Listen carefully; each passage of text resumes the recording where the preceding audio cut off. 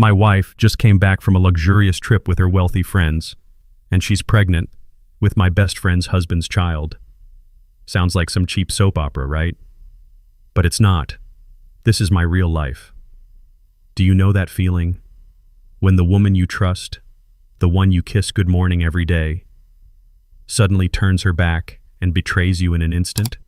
That moment when you've poured in all your love, all your hope, only to be stabbed straight through the chest? I lived it.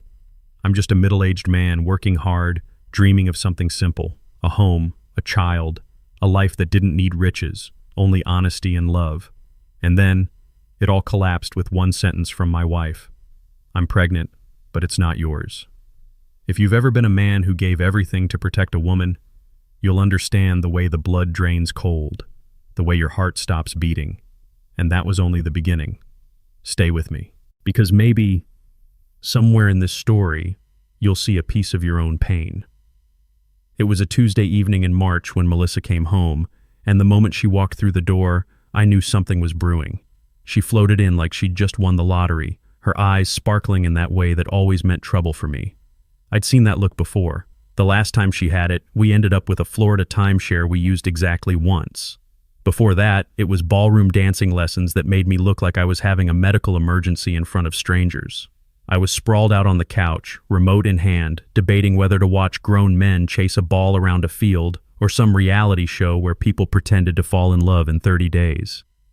Real tough choice.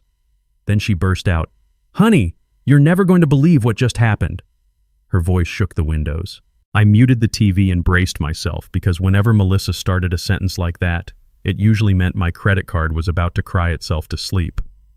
She kicked off her heels, ridiculously expensive ones that cost more than my car payment, and practically vibrated with excitement. And I knew, whatever was coming next, it was going to change everything. "Claire just called," Melissa said, her whole body practically buzzing like she'd had 3 espressos back to back. Of course it was Claire Anderson. It was always Claire. Her best friend from college, the woman who lived in a completely different stratosphere than the rest of us. Claire had the kind of money that solved problems before they even existed. Her morning coffee probably came on a gold tray delivered by someone who called her ma'am. I'd met her plenty of times at those charity dinners Melissa dragged me to, and every time I felt like a tourist in someone else's country. Claire floated through life on a cushion of wealth and privilege while the rest of us just tried to keep the lights on. So when Melissa's face lit up and she said she invited me on the most amazing girls' trip ever, my stomach sank. Let me guess, I thought. Private jets, $1,000 bottles of champagne, shopping sprees that cost more than our mortgage. Cabo San Lucas. That was the word that dropped like a hammer. A week in a beachfront villa, no husbands, no responsibilities, everything paid for. She was glowing like she'd found paradise. And me? I could already feel the storm clouds gathering. Melissa plopped down beside me on the couch, eyes shining like she'd just uncovered the secret to eternal happiness. "It's going to be incredible, Mike. Just us girls, no husbands, no kids, no work stress. A full week of spa treatments, champagne breakfasts, and catching up by the ocean. Can you even imagine?"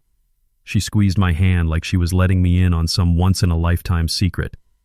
I forced a laugh because I knew how this worked. When rich friends invited you somewhere, there was always a catch, and that catch usually meant my credit card was going to bleed.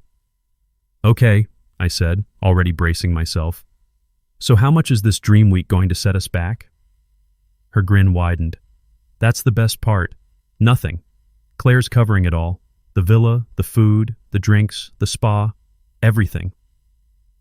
I sat back, blinking. Free?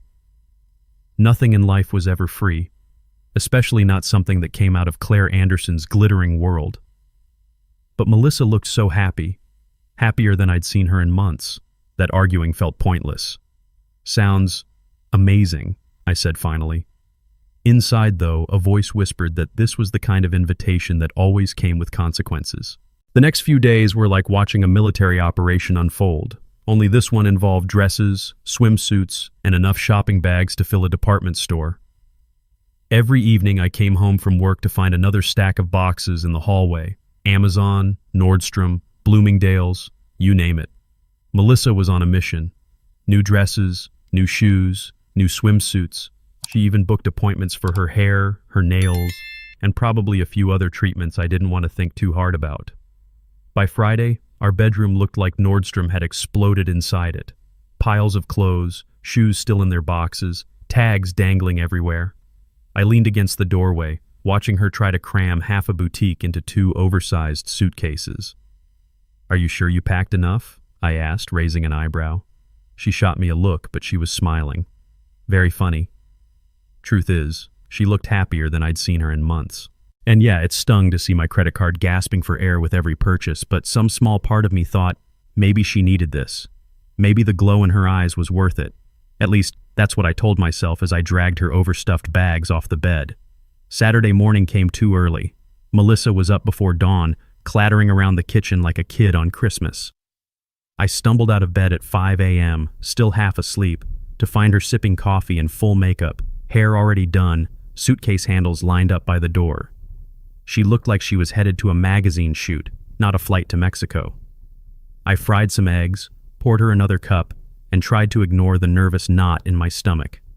She kept checking her phone, refreshing her group chat with Claire and the others, grinning at every message. I told myself it was fine, that she deserved a little adventure.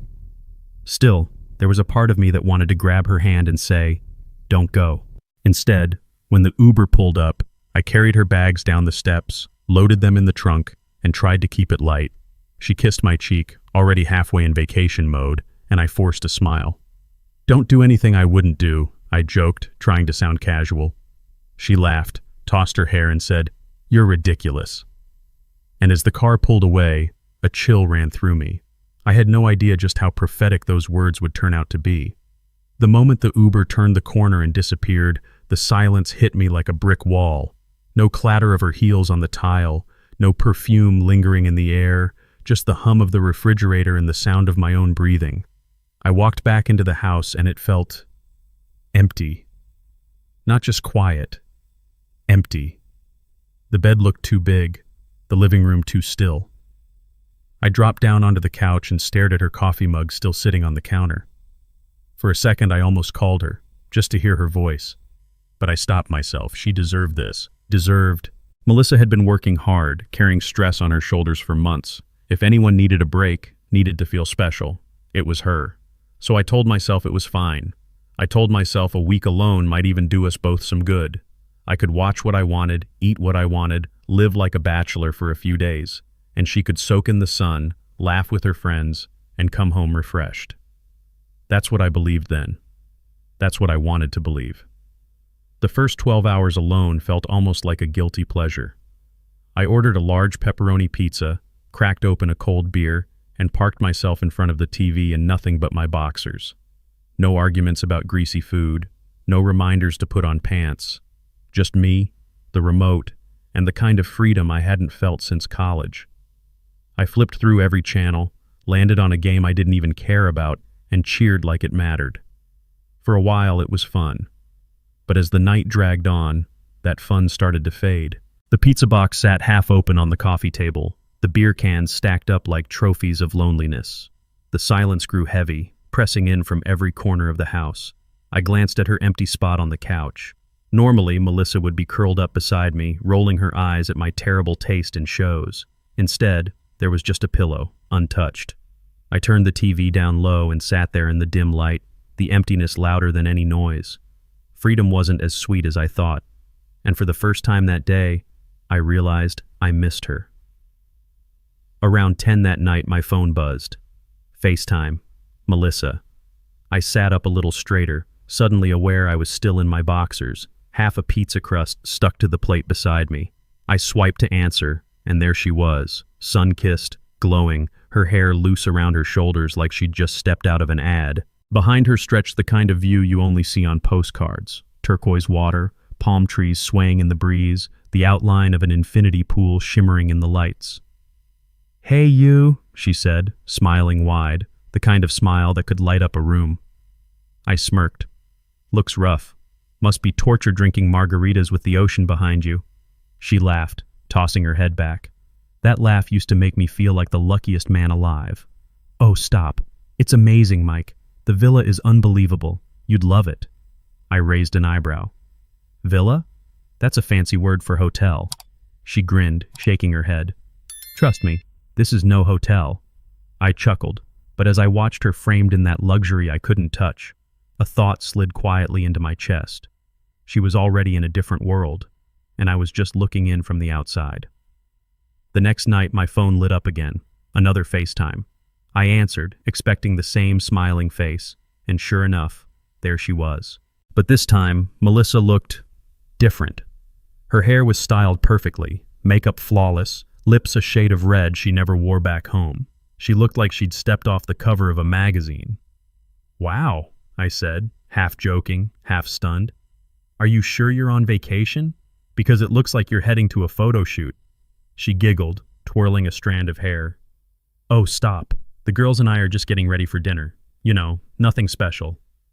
I glanced at the background, dim lights, music thumping faintly, someone's laughter spilling in.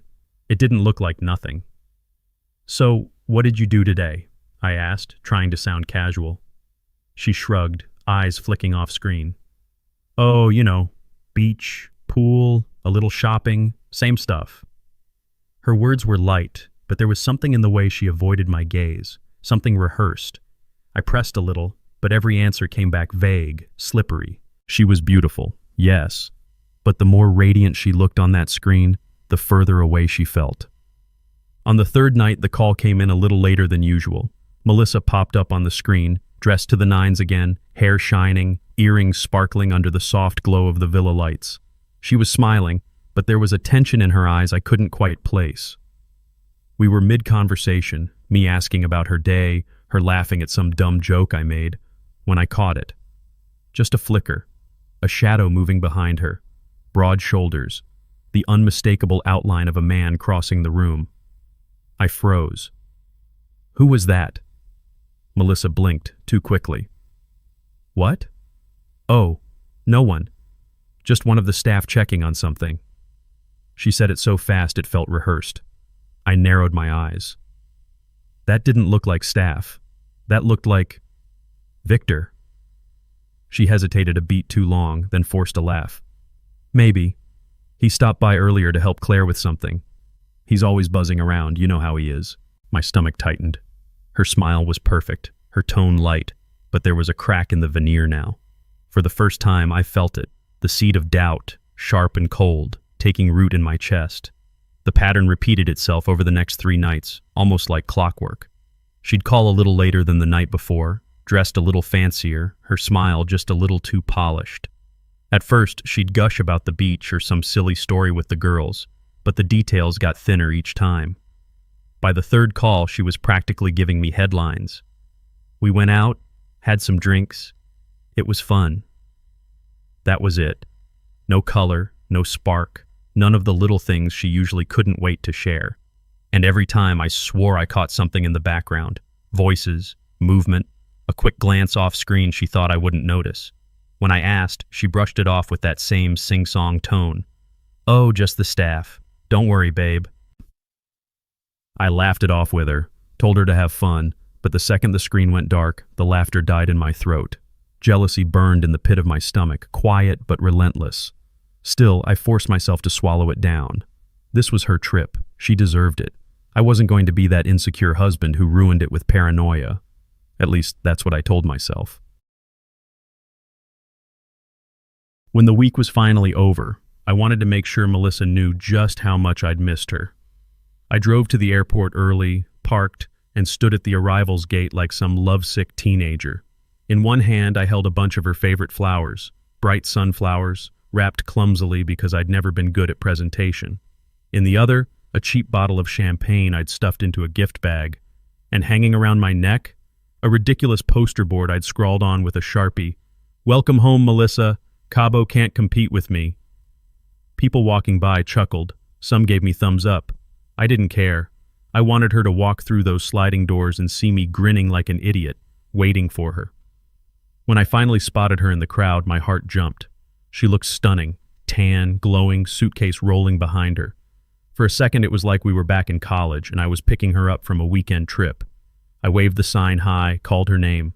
She smiled, but it wasn't the kind of smile I was used to. It was polite, distant, like I was a neighbor waving hello, not her husband waiting to sweep her into his arms.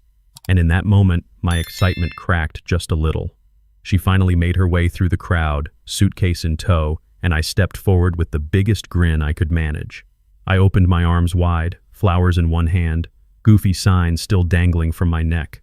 For a heartbeat, I pictured her dropping everything, running into me like she used to after business trips, kissing me like she'd been counting the minutes. But that's not what happened. Melissa leaned in, gave me a quick, polite hug, the kind you give a distant relative at a family barbecue, and then stepped back almost immediately. No kiss, no sparkle in her eyes, just a tired smile and a quick glance around as if making sure no one was watching. My chest tightened. The flowers suddenly felt heavier, the champagne ridiculous. Still, I forced a laugh, cracked some dumb line about her glow making the whole airport look dim. She chuckled softly, but it didn't reach her eyes. I wanted to ask 100 questions right there, why she felt so far away, why her touch was cold, but instead, I swallowed it. Told myself she was tired, jet-lagged, distracted. Whatever excuse made it easier to ignore the fact that something between us had shifted. And deep down, I already knew it wasn't going back. The ride home felt longer than the flight she'd just gotten off. Melissa slid into the passenger seat, buckled her belt, and immediately pulled out her phone. Her thumbs moved fast, tapping out messages, the glow of the screen lighting up her face. I tried to fill the silence. "So," I said, pulling out of the parking lot, "tell me about Cabo. Was the water as blue as those travel brochures?" "Mm-hmm," she murmured without looking up. I tried again. "Did you end up swimming with dolphins like you always talked about?" She scrolled, smiled faintly at whatever was on her screen, then said, "Didn't get the chance. Too busy." That was it. No details, no laughter, no funny stories about Claire's over-the-top antics. Just her and the phone, the sound of keys clicking, the occasional soft vibration of a new notification. I gripped the steering wheel tighter. This wasn't the woman who used to talk my ear off after a simple grocery run. I glanced at her profile, that faint smile she wasn't giving to me. My gut churned. Something was wrong, and no amount of small talk was going to cover it. When we pulled into the driveway, I tried to shake off the unease. I had planned this moment, rehearsed it in my head all week. While she was gone, I'd picked up her favorite takeout from that little Italian place downtown, set the dining table with candles, even scattered a few petals like some rookie trying too hard. A bottle of red sat breathing on the counter, waiting to be poured. I carried her bags inside and said, "Surprise." I gestured toward the table, the soft glow of candlelight flickering against the walls. It wasn't five-star Cabo, but it was my way of saying welcome home. Melissa stood there for a moment, suitcase still in hand. She smiled, but it was tight, practiced, like the kind of smile you give a coworker in an elevator. "That's sweet, Mike," she said quietly, before slipping past me to put her phone on the charger. We sat down to eat, but it wasn't really dinner. It was two people moving through motions. I cracked jokes. She laughed politely. I tried to catch her eyes. She kept looking away. The food was warm, the wine was smooth, but between us stretched an invisible wall, higher than anything I could climb. That first night back, I tried to tell myself everything was fine. We'd had a nice dinner, even if it felt forced, and maybe tomorrow she'd settle in, shake off the travel fatigue, and be herself again. That's what I told myself as we got ready for bed. Melissa disappeared into the bathroom with her toiletries bag. I heard the usual sounds, water running, drawers opening, the faint clink of bottles. But then came a sound I hadn't heard in years, the sharp click of the lock. I froze. Melissa never locked the bathroom door, not when we were dating, not in all our years of marriage. It was such a small sound, but it hit me like a gunshot. I sat on the edge of the bed, staring at that closed door, trying to make sense of it. Was she just tired? Did she want privacy after a week of sharing a villa? Or was it something else, something she didn't want me to see? When she finally emerged, she smiled faintly, slid under the covers, and turned off the lamp without a word. I lay there in the dark, staring at the ceiling, feeling like a stranger in my own marriage. That one locked door said more than she ever would. The days that followed only deepened the gap. Melissa drifted through the house like a ghost, her phone practically glued to her hand. Morning coffee, phone in her lap, dinner, screen lighting up her face while I pushed food around my plate. Even at night when we used to curl up together, she lay turned away, the faint glow of texts flickering until she finally fell asleep. Whenever I asked, she had the same answer. Work emergency. She'd sigh dramatically, say the nonprofit was understaffed, that everyone relied on her. It sounded noble, even believable, but the tone was wrong. It was too rehearsed, too quick. I wanted to believe her. God, I wanted to believe her. But every vibration of that phone was like a needle in my chest. I'd glance over, catch her smiling at a message, only for her to tilt the screen away. I didn't push.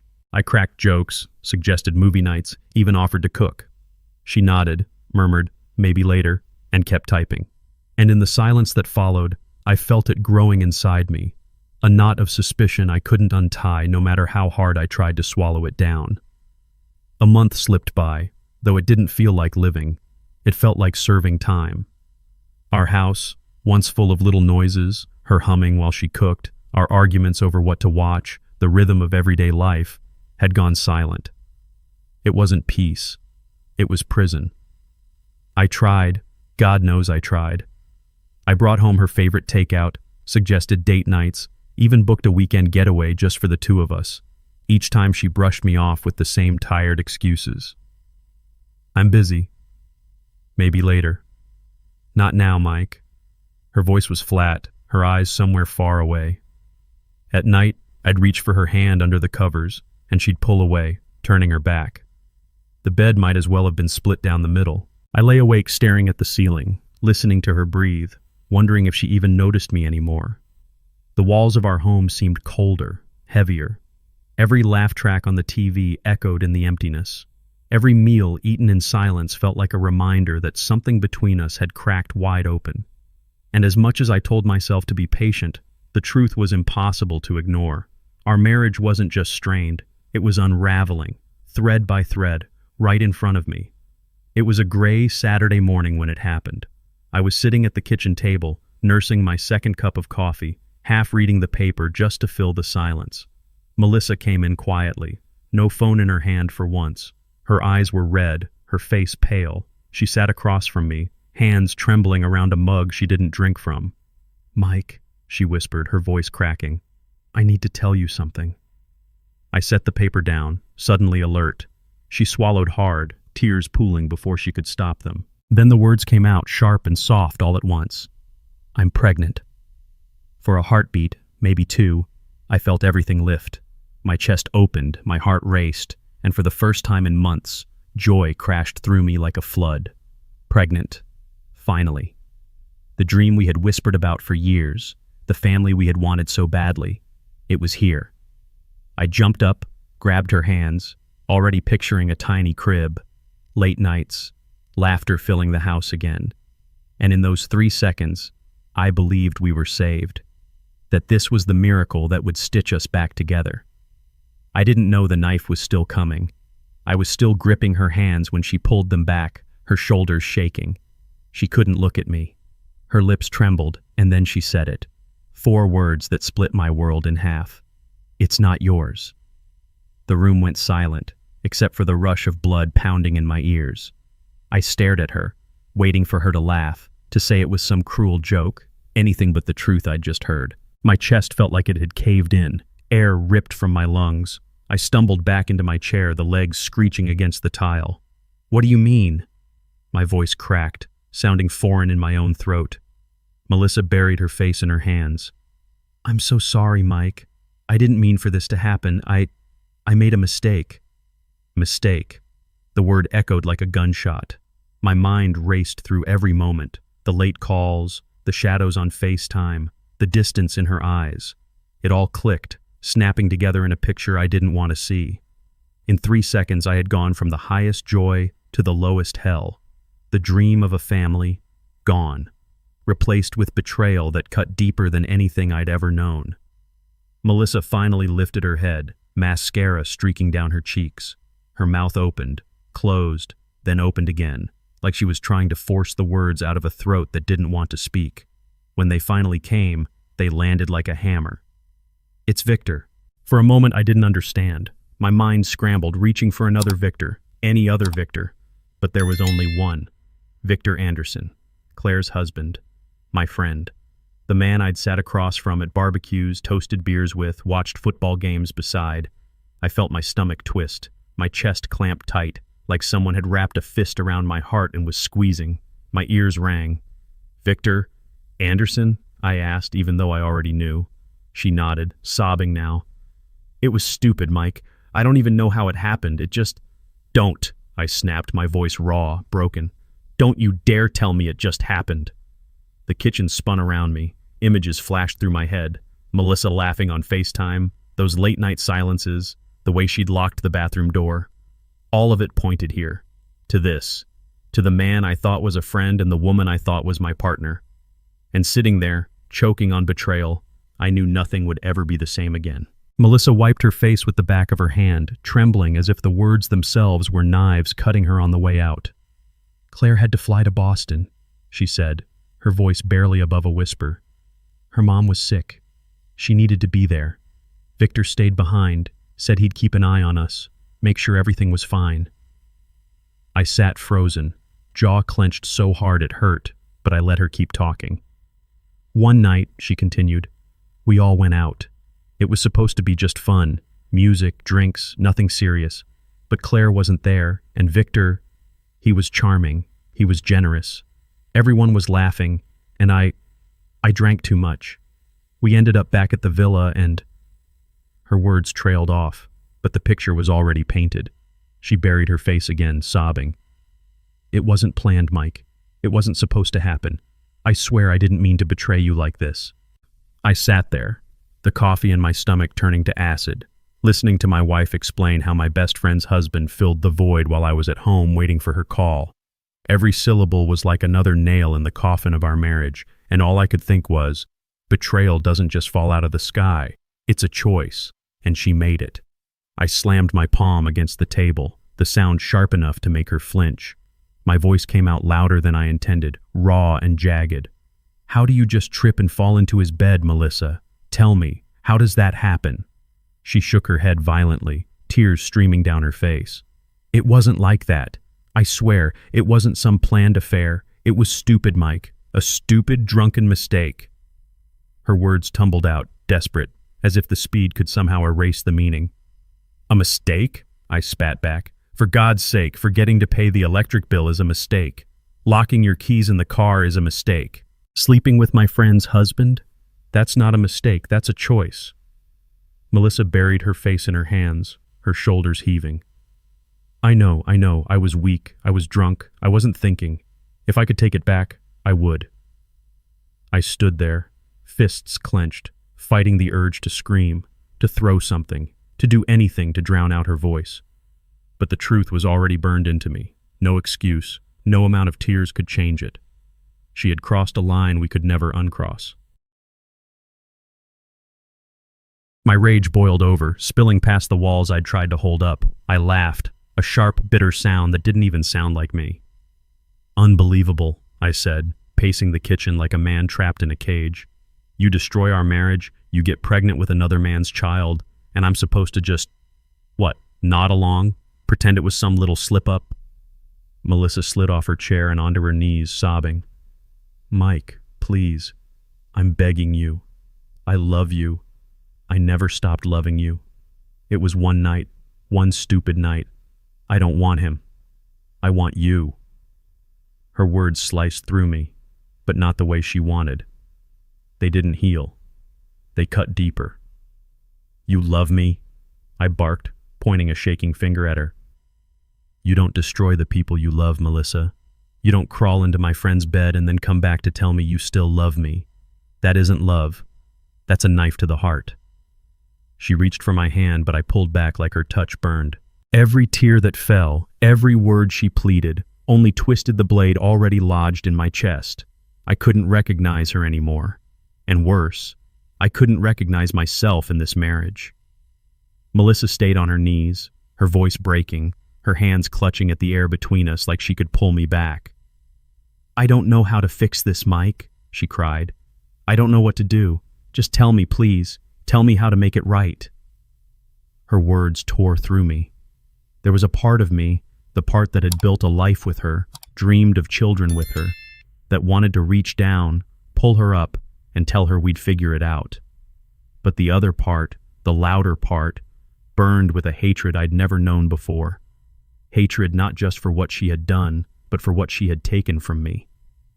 I stood there, shaking, caught between the urge to hold her and the urge to walk out and never look back. My chest ached with the weight of both. "You can't fix this," I whispered, my throat raw. "You broke it. You shattered it. And now you want me to hand you the glue?" Her sobs filled the kitchen, echoing off the walls of the home we'd built together. And in that moment, I realized I was standing in the ruins, not of a house, but of everything we once were. I slammed my hands down on the table, the sound vibrating through the room. No more half-truths, no more excuses. I want it all, Melissa. Every detail. If you're going to kill me, do it all the way. Don't leave me bleeding halfway. Her face crumpled, but she nodded, wiping her nose with the back of her hand. "It was that night after the beach," she whispered. Claire had already flown back to Boston. The rest of us went out to this little bar on the Strip, open air, neon lights, the kind of place where the music shakes your bones. They were serving these tropical cocktails, colorful and strong. I drank too many. I laughed too much. Victor, she choked on his name. He kept ordering round after round, said we should celebrate, said we deserved it. I closed my eyes, but the images still came. My wife giggling under those glowing lights, leaning closer to him, glass in hand. Melissa's voice broke. We went back to the villa. Everyone else went to their rooms. I didn't stop him, Mike. I should have. I knew it was wrong, but I didn't. And then it was too late. Her words landed like hammer blows. Every detail drove the knife deeper, and I realized there was no bottom to this pain. It just kept sinking further into me. I couldn't take it anymore. Her words were still echoing in my skull when I grabbed my keys and stormed out the door. The night air slapped me in the face, cool but suffocating, and I climbed into the truck like it was the only place I could breathe. I started driving, no destination, just asphalt rolling under my tires and headlights cutting through the dark. My hands gripped the wheel so tight my knuckles burned white. I wanted to scream, to punch something, to do anything that might quiet the chaos in my head, but no sound came out, just silence, heavier than any words. Then, like a lightning bolt, it hit me. Claire. Melissa's so-called best friend, the woman who had trusted her, who had trusted him. She had no idea. She was sitting somewhere in Boston, tending to her sick mother, while back in Cabo her husband was climbing into bed with my wife. The betrayal wasn't just mine. It stretched further, wider, poisoning everything it touched. My chest tightened as the thought dug in. Not only had I lost my marriage, but Claire, who had always treated me with kindness, was living in a lie she hadn't even begun to suspect. And somehow, that made the whole mess even darker. By the time dawn broke, I hadn't slept a minute. I sat at the kitchen table, staring at the cold cup of coffee in front of me, hands trembling from rage and exhaustion. The sun crept through the blinds like nothing had happened, like the world hadn't caved in just hours before. But inside me, everything was rubble. One thought wouldn't let me go. Claire.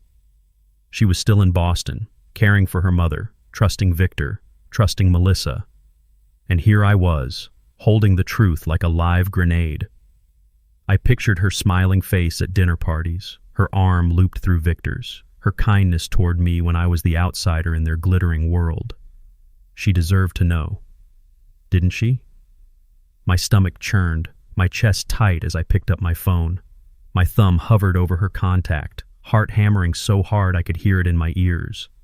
What would I even say? How do you tell someone their husband and best friend have set fire to everything? I closed my eyes, inhaled, and pressed the button. The line began to ring. Each tone stretched forever, like the air itself was holding its breath. When her voice finally answered, soft and unsuspecting, my mouth went dry. "Hello?" Claire's voice was warm, tired, like she hadn't slept much.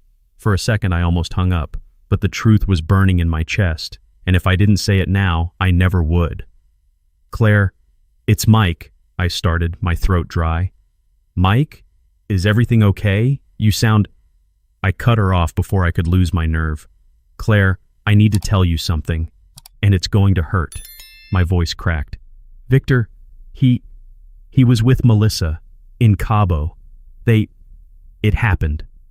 There was silence, long, suffocating silence, then a sharp inhale, like she'd been punched in the gut. What? Her voice climbed, raw with disbelief. No, Mike, don't say that. I wish I didn't have to, but it's the truth. I wouldn't tell you if I wasn't sure.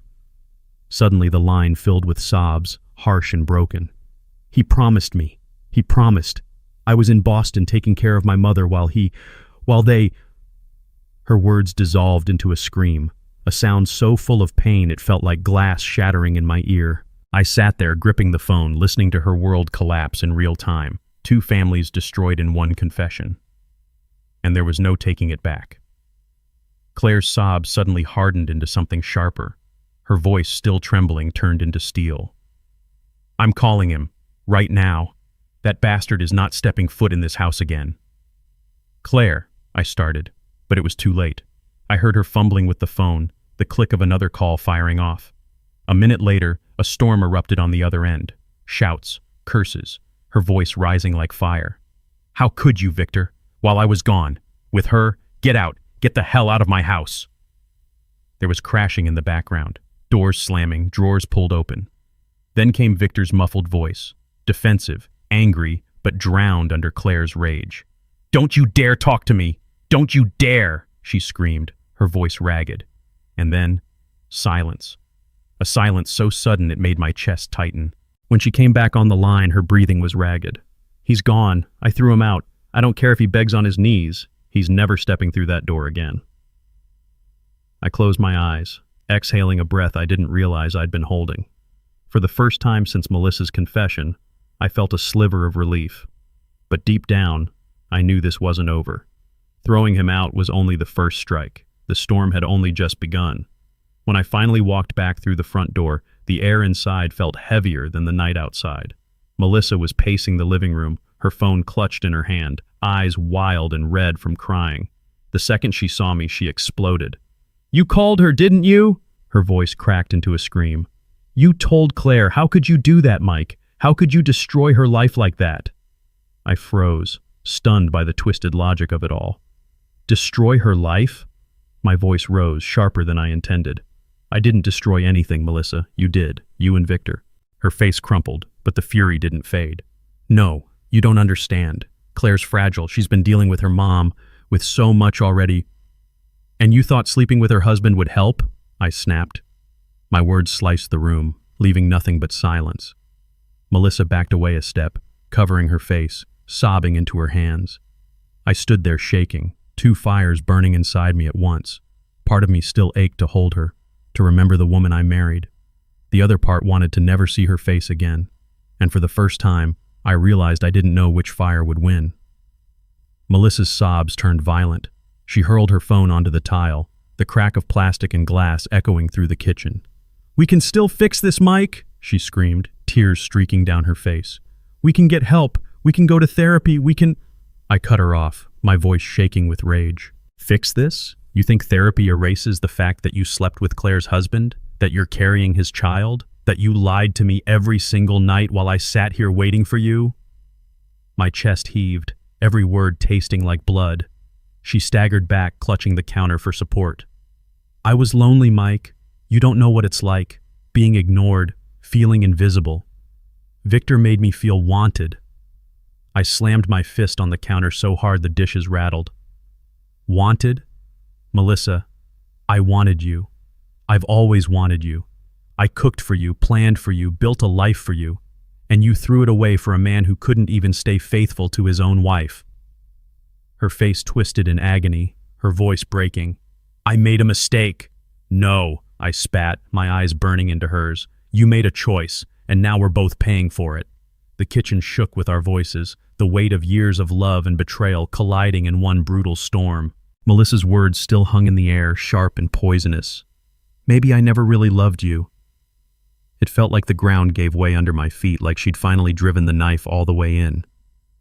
I stood there, staring at her, This woman I had built my life around, the one I thought I knew better than anyone, and I realized she wasn't mine anymore. Maybe she never had been. My voice came out low, steady, colder than I'd ever heard it. There is no us anymore. Melissa's knees buckled. She sank to the floor, clutching her stomach, sobbing like the sound alone could glue the pieces back together. No, Mike, please don't say that. Don't end it like this. We can find a way. We can fight for us. But I only shook my head. The fire inside me had burned past anger into something emptier, final. There's nothing left to fight for, Melissa. You made sure of that. Her cries filled the kitchen, raw and unrestrained, but I didn't move. I didn't reach for her. I didn't bend down to comfort her. For the first time since this nightmare began, I felt nothing but the cold certainty that our story was over, and no amount of begging would change that. Her sobs softened for just a moment, enough for her to lift her head and look at me through tear-swollen eyes.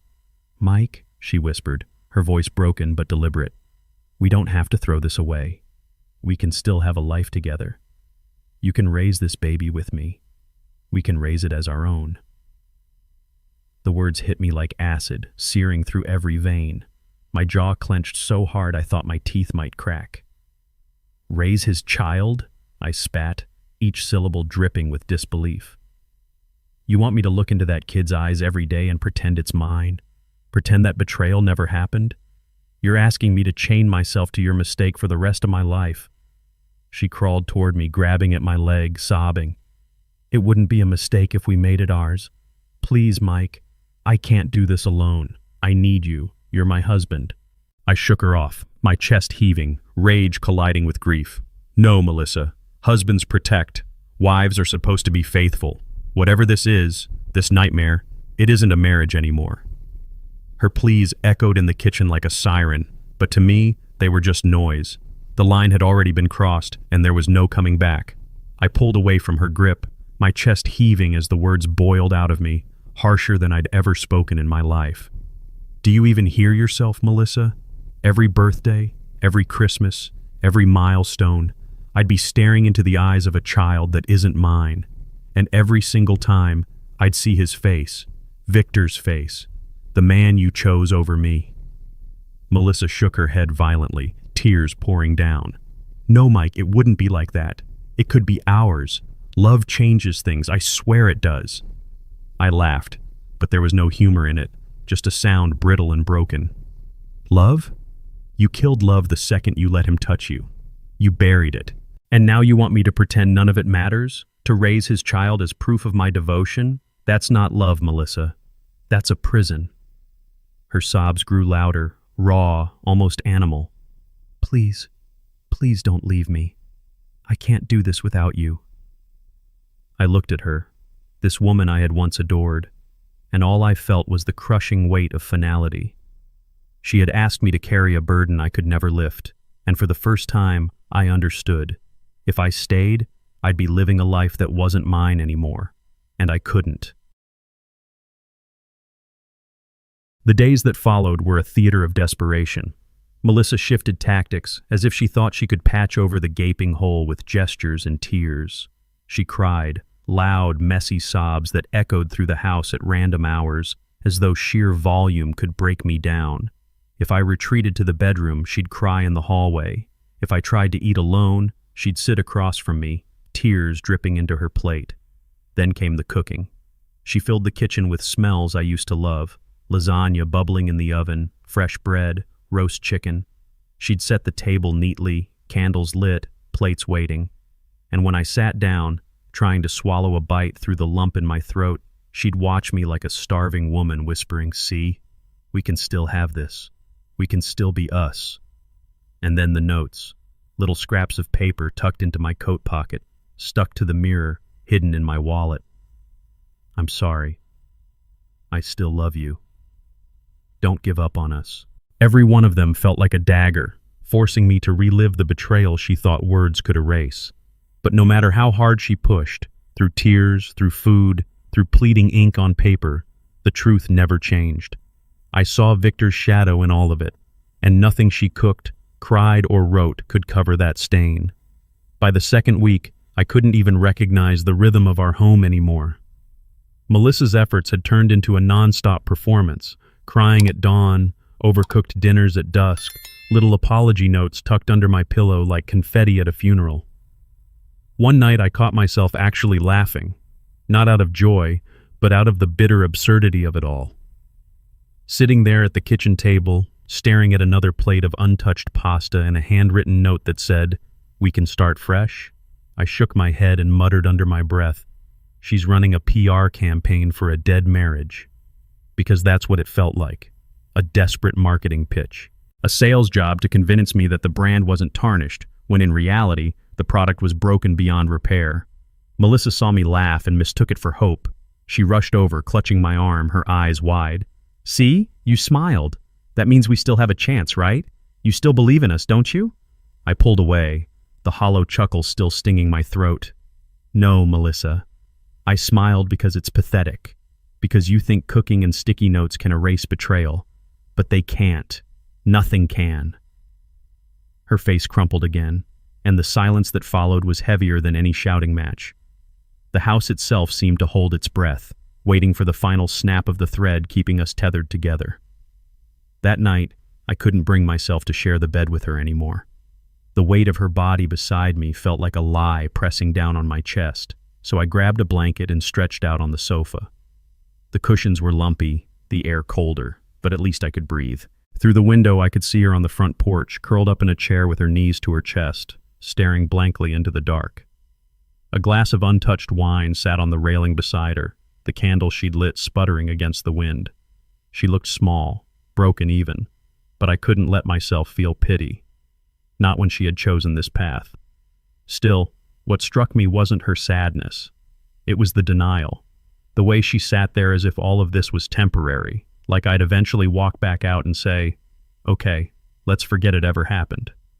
She clung to that fantasy, even as the gulf between us widened by the hour. Inside, the house was silent except for the hum of the refrigerator. Outside, Melissa sat frozen in her world of make-believe, and I lay awake on that sofa, staring at the ceiling, knowing more than ever that we weren't just in different rooms. We were in different worlds. The next morning, I shuffled into the kitchen, still stiff from the sofa. Melissa was already there, moving quietly like some strange version of her old self. She poured coffee into my favorite mug, slid it across the counter, and smiled like it was any other day, like none of it had ever happened. "Morning," she said softly, almost cheerful. I stared at the steaming cup, at the effort she was still clinging to, and something inside me twisted. For years, that simple ritual, her making coffee, me reading the paper, was the fabric of our marriage. Now it felt like theater, a stage set for an audience that had already left. I didn't touch the cup. I just looked at her and said nothing. Her smile wavered, but she held on to it, desperate, as if ignoring the wreckage could make it disappear. And that's when I knew this wasn't going to fix itself. This wasn't something we could cry or cook our way out of. She was living in denial, and I was suffocating in it. That afternoon, I made the call. I found a divorce attorney, set up a meeting, and marked the day on my calendar. For the first time in weeks, I felt clarity. Not peace, not relief, but a cold, steady resolve. The marriage was already dead. It was time to bury it. Robert Mitchell's office smelled faintly of leather and old books, the kind of place where hard truths got spoken without sugarcoating. He was an older man, silver hair, sharp eyes behind wire-rimmed glasses, the kind of lawyer who'd seen marriages rise and collapse 100 times over. I sat across from him, hands folded tight, while he flipped through a yellow legal pad. Finally, he looked up. "Mike, I'm going to be blunt. This isn't salvageable. From what you've told me, you need to protect yourself, emotionally, legally, and financially." I nodded, my throat tight. "I already know it's over. I never thought I'd be here." Robert leaned forward. "First thing, we demand a paternity test. If the child isn't yours, and from what you've said that's likely, you need that established in writing. Otherwise, the court could still put support obligations on you. Don't give her a chance to drag you into raising another man's child under law." The words hit hard, like someone hammering nails into the coffin of my marriage. Necessary, but brutal. He went on about property division, accounts, the house. My mind drifted, catching only fragments, splitting assets, custody of nothing, a life divided into paperwork. When I walked out, the sun was blinding. I'd thought filing for divorce would feel like freedom, but all I felt was hollow and furious that it had come to this. When I walked back into the house, Melissa was at the kitchen counter sifting through the day's mail. Her hands froze the moment she spotted the envelope with Robert Mitchell's letterhead. Her eyes shot up to mine, wide and wet, already brimming with panic. "Mike, what is this?" Her voice cracked, trembling as she held the unopened envelope like it was a death sentence. I didn't flinch. "It's exactly what you think it is," I said flatly.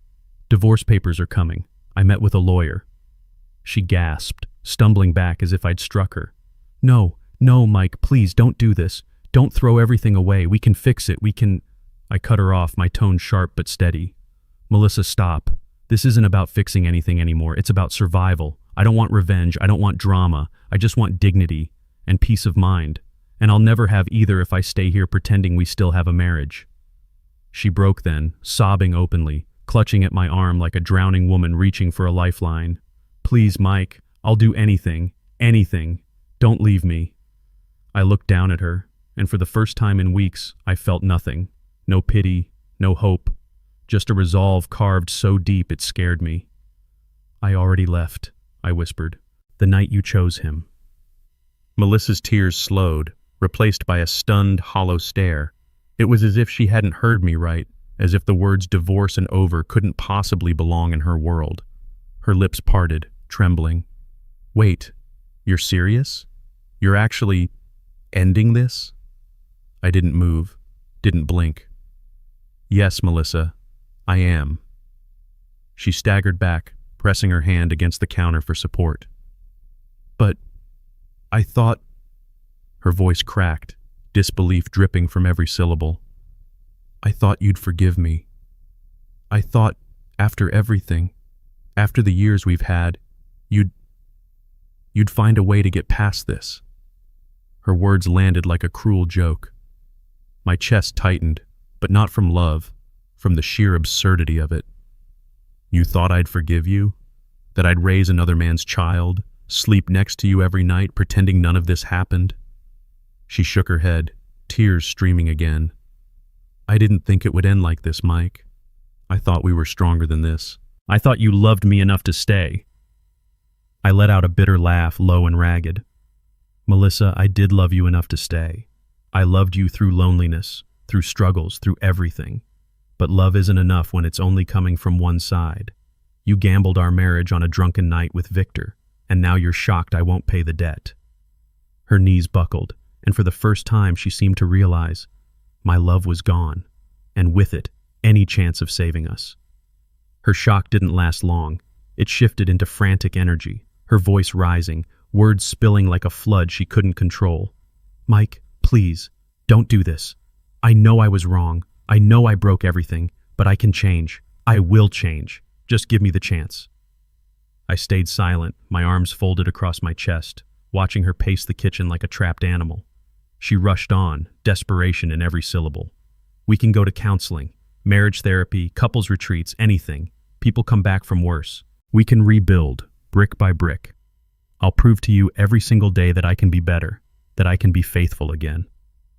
Her eyes searched mine, wild and pleading. "Don't throw away decades over one mistake. Don't let Victor take everything from us." My jaw clenched. "This isn't about Victor taking anything. This is about you giving it away." She shook her head violently, reaching for me like she could anchor herself to my resolve. "Mike, I'll do whatever it takes. Delete my phone, cut ties with everyone, quit my job if I have to. Just say the word. Just don't walk away from us." Her voice cracked on the last plea, echoing through the kitchen like the final act of a play. But all I felt was the weight of her words pressing against a heart that had already shut its doors. Melissa's hands trembled as they reached for mine, but I didn't move. My voice came out steady, colder than ice. "Some mistakes are too big to fix." Her face collapsed as if those words had slammed the last door shut. "No, Mike, please don't say that. Nothing is too big if two people still love each other." I shook my head slowly. "That's where you're wrong. Love doesn't erase betrayal. Love doesn't turn back time. Love doesn't make me forget watching you glow on those FaceTime calls while I sat here alone. And it damn sure doesn't erase the fact that you're carrying another man's child." She covered her mouth with her hand, sobbing so hard her whole body shook. "It was one night. One stupid night. Are you really going to let that destroy everything we built?" I slammed my fist against the table, the sound echoing through the kitchen. "You destroyed it, Melissa. Not me. I didn't break us. I was here. I was faithful. I believed in us. And you handed it all to Victor like it was nothing." Her knees buckled, and she sank onto the floor again, choking on her tears. The sight should have broken me, but it didn't. All it did was carve the truth deeper. There was no road back. The marriage wasn't wounded. It was dead. I didn't wait for another round of excuses. I walked past her into the bedroom, pulled out a duffel bag, and started tossing clothes inside. Shirts, jeans, a few pairs of shoes. No plan, just movement. The zipper screamed as I dragged it shut. Melissa stumbled after me, her voice hoarse from crying. "What are you doing?" she gasped, clutching the doorframe. I didn't even look up. "Packing. I'm finding an apartment. Somewhere small, quiet, somewhere I can breathe again." Her sobs rose into panic. "No, Mike, you can't just walk out. Please don't leave me like this." I paused, meeting her eyes at last. The woman standing there looked like a stranger, disheveled, desperate, clinging to scraps. "Melissa, I stayed through every storm we ever had. I fought for us more times than I can count. But this isn't a storm. It's a collapse. And I won't keep living under a roof that's already caved in." She slid down the wall, clutching her knees, whispering, "I can't lose you," over and over like a mantra. I slung the bag over my shoulder. For the first time in weeks, I felt something close to clarity. Not peace, not relief, just the first step toward freedom. The apartment was small, barely more than 4 walls and a kitchen that smelled faintly of fresh paint. The carpet was thin, the view nothing but a parking lot, and the silence heavy. But it was mine. No ghosts of betrayal lingering in the corners, no sobs echoing through the night, just emptiness. And for once, that felt cleaner than the chaos I'd left behind. Of course, Melissa didn't stop. The calls started almost immediately, her number flashing on my phone at all hours, voicemails thick with tears. "Mike, please, don't do this, don't leave me, I'll change, I promise." One evening she even showed up at the apartment door, pounding with both fists, her voice breaking in the hallway. "You can't just erase us, Mike. You can't throw me away like garbage." I stood on the other side, gripping the doorknob, listening to her sobs bleed through the wood. My chest ached, my hands shook, but I didn't open it. Not this time. Finally, I whispered to myself, steady and certain, "It's done. We're done." And as her cries faded down the hall, swallowed by silence, I knew the truth. No matter how much she begged, no matter how much it hurt, we had crossed a line we could never come back from. I remember the night I left our house for the last time. The duffel bag was slung over my shoulder, heavier with memories than clothes. Melissa was still crying in the doorway, begging, bargaining, reaching for a future that no longer existed. Her voice cracked into the night, raw and desperate, but I didn't turn around. I stepped off that porch and walked down the path we used to take together, past the flowers she planted in spring, past the mailbox with our names still printed side by side. The Uber idled at the curb, its headlights cutting across the yard, waiting to carry me away from everything I thought was permanent. Each step felt like a sentence in a chapter closing. My chest was tight, my throat burning, but my legs didn't falter. I opened the car door, tossed the bag in, and slid into the back seat. The driver glanced at me in the mirror, sensing something heavy, but wisely saying nothing. As we pulled away, Melissa's figure grew smaller in the rear view until she was swallowed by darkness. I didn't look back. Couldn't. Because if I did, I might hesitate. And hesitation had already cost me too much. For the first time, the road ahead was mine alone. Empty. Painful. But mine. The first night in the apartment was brutal in its simplicity. A futon pressed against the wall, a thrift store TV balanced on a milk crate, and a single lamp that threw more shadows than light. The fridge hummed like the only heartbeat in the room. It was bare, hollow, stripped down to nothing. Yet strangely, it was mine. I sat on the futon with a paper plate of takeout pizza, the cardboard box still open on the floor. No fancy dinners, no forced conversations, no notes taped to mirrors begging for forgiveness. Just me, silence, and the cheap hum of a refrigerator. And as lonely as it felt, I realized it was also the first taste of freedom I'd had in months. I could breathe without suspicion clinging to the air. I could stretch out on that futon without wondering who had been in my bed. The emptiness was sharp, yes, but it was honest. Melissa's ghost still lingered in my head, her tears, her pleading, her betrayal replaying in flashes. But the walls here didn't hold her. They held me, and only me. It wasn't home yet. It was too cold, too quiet. But it was a beginning, and beginnings, even broken ones, carry a kind of hope.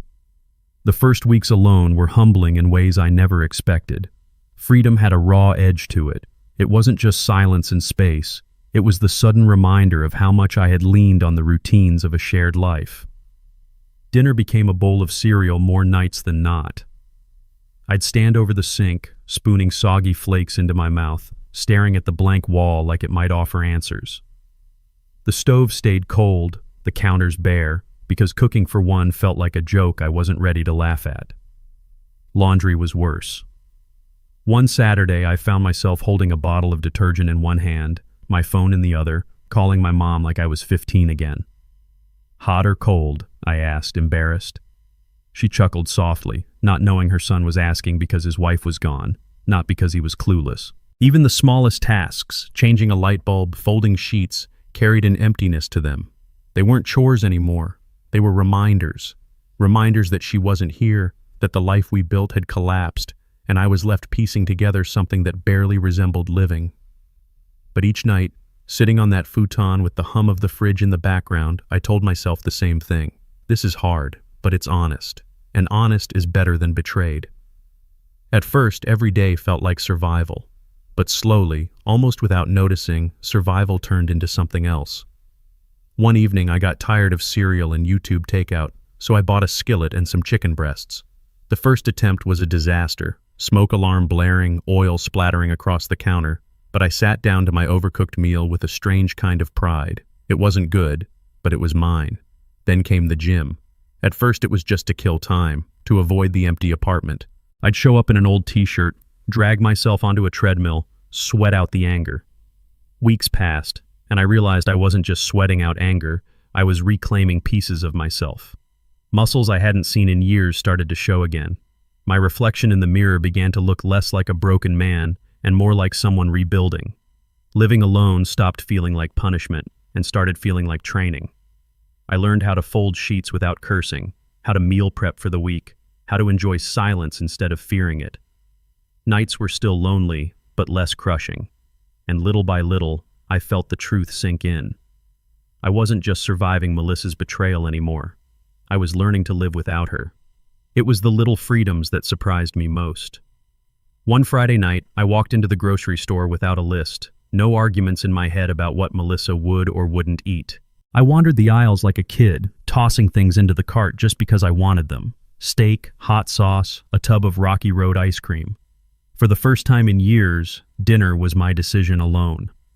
Back at the apartment, I sprawled across the futon with the TV remote in my hand, grinning at the absurdity of it. No compromises, no bickering over crime dramas versus reality shows. I clicked through channels until I landed on an old action flick, volume cranked too high, a beer sweating on the table beside me. And it felt good. Loud, messy, selfishly good. Even laundry day shifted. No more sorting through her delicate fabrics, no more pretending to care about scented dryer sheets. Just my shirts, my socks, my routine. The monotony of it became a kind of therapy. Each folded shirt, each grocery bag unpacked, was a reminder that this space belonged only to me. The pain of betrayal was still there, lingering like a scar, but in these small, quiet victories, I found something I hadn't felt in months: control. It happened quietly, almost by accident. One afternoon at the grocery store, I heard a voice behind me, soft, tired but familiar. I turned, and there was Clara. No makeup, hair tied back, a cart half filled with basics. For a second, we just stood there, two people bound by the same betrayal, not sure whether to hug or keep our distance. We talked for a few minutes in the produce aisle, her hand brushing over apples she didn't really see. Later, it became coffee in a quiet corner cafe. Then another time, walking by the lake, just talking. There was no romance in it, just recognition. A mirror of pain, a shared language of broken trust. We didn't need to explain. We just understood. For a while, seeing her reminded me I wasn't alone in this. But as weeks passed, the conversations grew softer, shorter. Clara confessed one day, stirring her latte, "I can't stay here anymore. Everywhere I look, I see him." A month later, she packed up and moved to Seattle, chasing a new start. We hugged at the train station, a brief squeeze that said more than words. Watching her leave, I felt both sadness and relief. Sadness because someone who understood me was gone.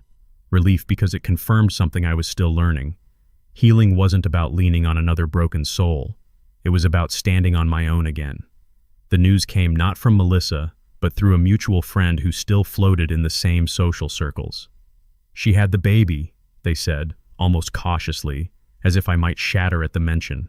For a moment, I froze. Then the details followed. Melissa gave birth to a little boy. Dark hair. Victor's sharp features unmistakably stamped across the infant's face. There was no room for doubt, no lingering question of paternity. The child was his, not mine. I sat with that truth in silence. For months I'd carried the weight of what if, the haunting thought of being tied to a betrayal forever, of courts forcing me into fatherhood for a child conceived in deceit. Now, the DNA test had settled everything. Legally, I was free. No custody battles, no support payments, no more entanglements that could keep me chained to her life. Strangely, I didn't feel joy. I didn't even feel anger. What washed over me instead was relief, clean, cold, undeniable, like chains falling from my wrists. Melissa had chosen her path, Victor had chosen his, and I, finally, was no longer bound to either of them. The chapter wasn't just closing, it was sealed. Word spread faster than I ever expected. In our town, whispers travel quicker than facts, and soon everyone knew Melissa had given birth to Victor's child. Friends who once flocked to her side stopped answering her calls. Invitations to brunches, birthdays, and wine nights dried up. The same women she once flaunted Cabo with now kept their distance, their smiles tight and polite when they bumped into her at the grocery store. I didn't see it firsthand, but I heard enough. Someone mentioned she looked drained, pushing a stroller alone through the park, her hair unkempt, eyes ringed with exhaustion. Another said they'd passed her in line at the pharmacy, clutching formula and diapers, her expression hollow, like the weight of her choices had finally landed. Victor, of course, was gone. Not entirely, but enough. He floated in and out, unreliable, his presence more of a burden than a support. And Melissa, who once thrived on attention and luxury, was suddenly living in shadows. Her laughter muted, her circle of admirers evaporated. For me, the knowledge came with a strange mix of emotions. Part of me pitied her. Part of me felt vindicated. But mostly, I just felt distance. Her unraveling wasn't mine to fix anymore. I had walked away, and for the first time I realized how much lighter my life felt without carrying her chaos on my back. One night, after a long day at the office, I came back to the apartment, kicked off my shoes, and dropped my phone on the counter. The screen lit up with a notification. Her name, the one I'd tried to erase from my life. Melissa. The message was short, just 3 words. I miss you. For a moment, my chest tightened.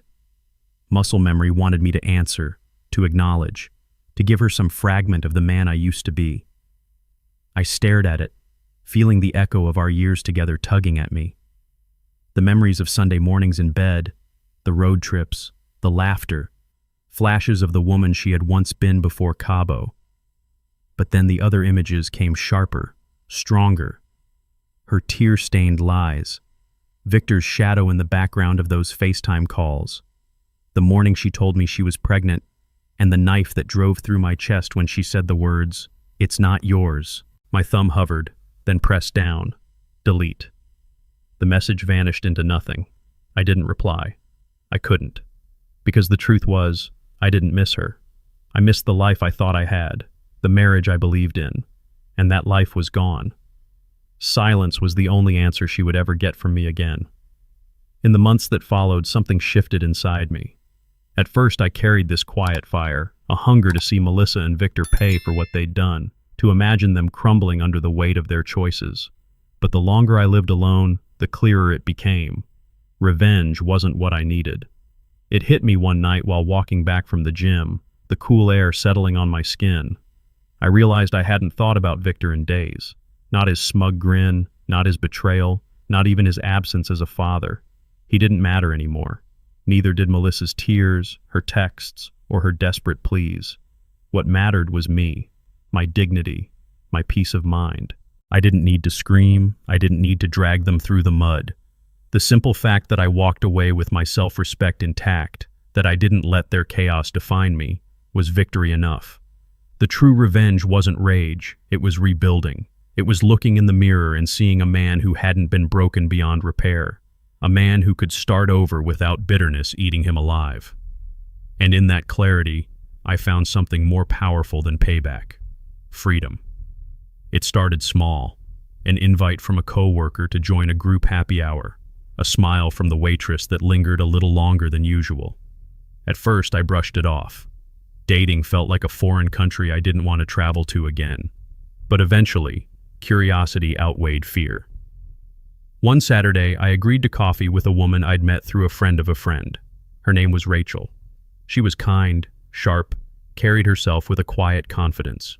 We sat in a corner cafe talking about music, travel, the little quirks of daily life. Nothing heavy, no ghosts hovering between us. For the first time in years, I felt something stir. Not love, not even attraction in its full force, but possibility. The reminder that connection was still out there, that betrayal hadn't poisoned the entire world. I won't lie, it wasn't easy. Every laugh came with a shadow. Every kind gesture triggered a whisper in my head. What if she betrays you too? Trust, once shattered, doesn't rebuild overnight. But as weeks passed and I allowed myself to show up, to listen, to smile back, I realized dating wasn't about replacing Melissa. It was about proving to myself that I could open the door again, that I could risk pain in pursuit of something real. It wasn't a fairy tale restart, but it was a step, and steps were enough.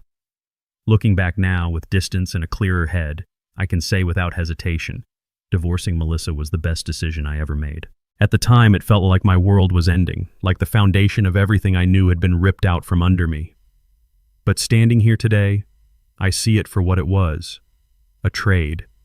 Pain for freedom, betrayal for dignity, chaos for peace. I remember sitting in that tiny apartment, staring at the walls, thinking I had lost everything. And in a sense, I had. But what I gained was far more valuable. I gained the chance to rebuild, to rediscover who I was without carrying someone else's lies on my back. Sometimes I joke with myself when the memories creep in. Best trade I ever made. Because it's true. I traded the illusion of a marriage for the reality of self-respect. I traded nights filled with doubt and suspicion for mornings where I wake up with clarity. I didn't just walk away from Melissa, I walked back to myself. And that, more than anything, is what makes me certain I chose right. If there's one truth I've carried from all of this, it's that sometimes the hardest choice is the right one. Walking away felt like tearing my own heart out, but staying would have meant losing myself piece by piece. And no relationship, no matter how many years, no matter how many memories, is worth sacrificing your dignity, your peace, your sense of self. I don't tell this story for pity. I tell it because I know there are men out there, maybe watching right now, who are sitting in the same silence I once sat in, staring at the ceiling, wondering if they're crazy for feeling broken, wondering if they're weak for walking away. You're not. You're human. And sometimes survival means letting go. Divorce didn't ruin me. Betrayal didn't define me. They refined me. They forced me to strip everything down until only the truth remained. And the truth is simple. I'm still here, stronger, clearer, freer. So if you've been through it or if you're going through it now, know this: you're not alone. And if this story hit you, if it made you nod or clench your fists or even tear up, then stick around. There are more stories to tell, more truths to share. Hit that subscribe button, because this journey isn't just mine, it's ours. And together, we'll keep uncovering what it really means to